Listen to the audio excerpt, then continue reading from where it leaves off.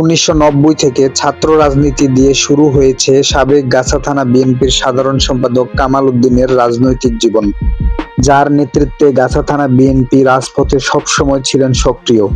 জনগণের ভোটের অধিকার ফিরিয়ে দেওয়ার আন্দোলনে আওয়ামী লীগের পুলিশ বাহিনী শত শত মিথ্যা মামলার আসামি বানিয়েছেন কামাল উদ্দিনকে।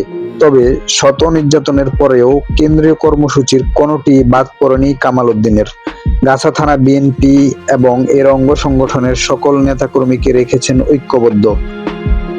তবে একটি কুচক্রী মহলের ষড়যন্ত্রে পদ হারাতে হয় বিএনপির এই ত্যাগী পরীক্ষিত নেতা কামাল উদ্দিনকে। তবে কামাল উদ্দিনকে ছাড়া স্থানীয় বিএনপি নেতা কর্মীরা হতাশাগ্রস্ত। দীর্ঘদিন যার নেতৃত্বে গাছা থানা বিএনপি ছাত্র দল, যুব দল, কৃষক দল, শ্রমিক দল ও ওলামা দল ছিলেন ঐক্যবদ্ধ, তার এই বহিষ্কারের আদেশ কোনোভাবে মেনে নিতে পারছেন না স্থানীয় বিএনপি এবং এর অঙ্গ সংগঠনের নেতাকর্মীরা।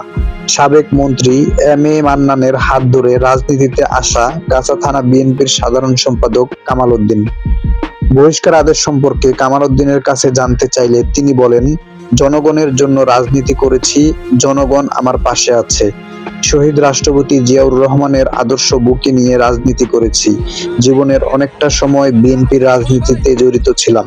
মৃত্যুর আগ পর্যন্ত বিএনপির রাজনীতিতে জড়িত থাকব। জিয়াউর রহমানের আদর্শ লালন করব।